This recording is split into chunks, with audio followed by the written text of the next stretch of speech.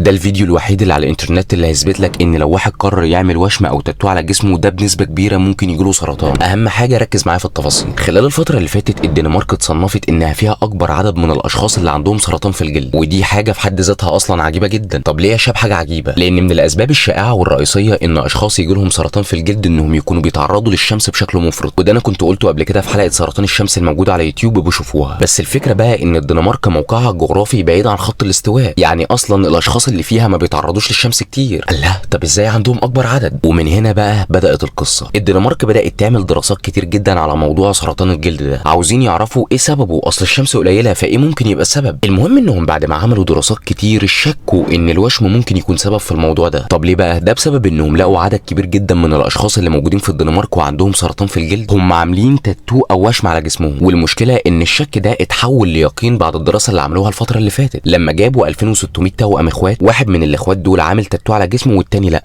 ولقوا ان الواحد من التوائم دول اللي عامل تاتو على جسمه نسبه ان يجيله سرطان في الجلد اكتر من اخوه ب1.6، يعني اللي فيهم عامل وشم نسبه ان يجيله سرطان عن اخوه اللي مش عامل وشم حوالي الضعف. ده التقيله بقى انهم لقوا ان كل ما حجم الوشم زاد كل ما نسبه ان يجيلك سرطان بتزيد، لدرجه انها بتوصل في بعض الاحيان ل3 اضعاف. انت متخيل ان نسبه ان يجيلك سرطان في الجلد بتزيد 3 اضعاف لو انت عامل تاتو على جسمك؟ وكمان على حسب الكلام اللي اتنشر في فيوتشرزم ان الشخص اللي بيعمل وشم على جسمه في جزء من الحبر بتاع الوشم بيخترق الجلد بشكل كامل، والحبر ده بيدخل الجسم، ولو دخل الجسم الغدد الليمفاويه اللي موجوده في جسمنا بتمتصه، فبيحصل بقى بعد الشر عنك وعن كل المستمعين التهاب في الغدد الليمفاويه، وده بيؤدي في الاخر ان لا قدر الله الشخص ممكن يجيله سرطان في الجلد. وده يخليك تبص كده سبحان الله لحكمه ربنا في تحريم الوشم. يعني سبحان الله الواحد اوقات لما يعرف ان ربنا حرم حاجه ويجي يعرف بعد كده ان الحاجه دي لو الانسان عملها بتضره الواحد بيجيله ذهول. وده يخليك تعرف ان ربنا سبحان الله ما بيحرمش حاجه عبثا. انا مش بحكم على اي حد عامل تاتو او اي واحد هيعمل، كل واحد براحته، بس لو مش عشان حرام